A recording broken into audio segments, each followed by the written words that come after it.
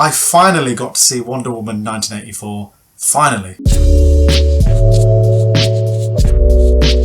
Wonder Woman 1984 sees the return of director Patty Jenkins and returning stars Gal Gadot and Kristen, as well as newcomers Pedro, Pascal and Kristen Wiig. The story follows Wonder Woman's continued journey as she now must contend with a businessman and work colleague whose desire for wealth sees the world down a path of destruction after an ancient artefact grants them wishes. So just to give you guys a heads up, there will be spoilers in this review, so that's your warning. A quick reminder that if you enjoy my movie reviews, hit the like and subscribe buttons, and be sure to hit the notification bell to keep up to date with the latest content. Gal Gadot is once again pitch perfect in her portrayal of Diana Prince and Wonder Woman, as she's able to convey the honest and sincere qualities that really captures the essence of her character, as it was a delight to see her every time she appeared on screen. While Gadot won't be winning critics over anytime soon with her acting ability, at the very least she's able to convey the emotional struggles that her character goes through in the story, namely her isolation with the human world and her inability to move on after the death of Steve Trevor from the first movie.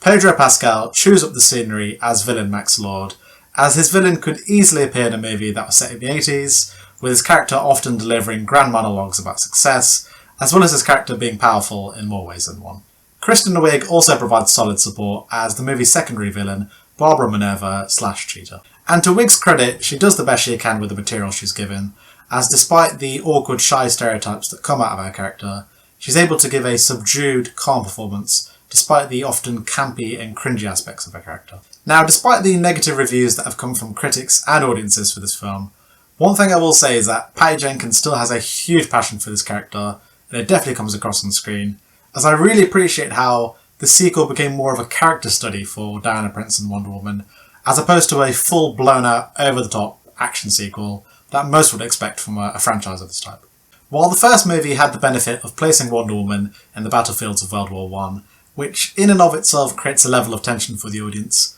in the case of the sequel it shifts the setting to the 1980s, which as a result means the tone of the movie is a lot more upbeat, as well as the colour palette being a lot more varied compared to the first movie. And this brings me to my first issue with the movie, is that unlike the first one where, despite the fact that the villains weren't memorable, at the very least the environment that Diana was in created a sense of danger for the audience. Whereas in this movie, because it's set in the 80s and the colour palette's a lot more upbeat and a lot more vibrant, there's no sense of danger or peril for Wonder Woman, and this is coupled with the fact that Wonder Woman doesn't have an emotional connection with either villain of the movie. Even when you break down Max and Barbara's plans to take over the world, they don't really have a motive to hate Wonder Woman, other than the fact that she's in the way of their plans for world domination. Another issue that I had with this movie is its bloated runtime, and that comes down to several scenes that really don't develop the villains in any substantial way. In the case of Max, we keep seeing scenes that show him trying to keep his business afloat,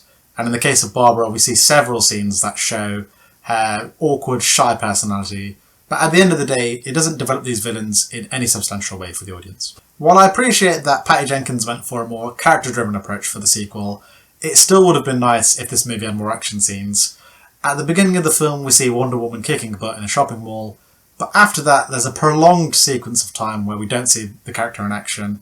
And for me, that was really annoying, because for me, it affected the entertainment value of the movie, as it's kind of ironic when you think of the movie called Wonder Woman 1984. You would think the title character would be in a lot more scenes, but it didn't deride the overall value in terms of the investment that I had in the character, but it still would have been nice if there were a few more action scenes to amp up the overall enjoyment that I had towards the movie. Speaking of action, the final showdown between Wonder Woman and Cheetah has some of the worst CGI that I've seen in recent memory. As you can tell, they set the scene at night time to mask the awful CGI in the Cheetah character, as the scene feels more at home with a final showdown that you'd expect from a superhero film in the early 2000s. So overall, despite strong performances from the main cast and pretty competent direction from Patty Jenkins, unfortunately the sequel doesn't quite reach the heights of its predecessor, due in part to the lack of conflict and tension between Wonder Woman and the villains of the movie. Add to this some pacing issues that comes from the movie retreading the same territory for both Max and Barbara, a lack of action set pieces which for me affected the entertainment value, and finally some dodgy CGI in the climatic battle between Wonder Woman and Cheetah. I'm going to give Wonder Woman 1984 a 7 out of 10. So I now hand it over to you guys, as I want to hear your thoughts on whether or not you enjoyed Wonder Woman 1984, and do you think this is better or worse than the original? So I'd love to hear your thoughts in the comment section below. Thank you guys as always for watching, and as always, I'll see you on the next one.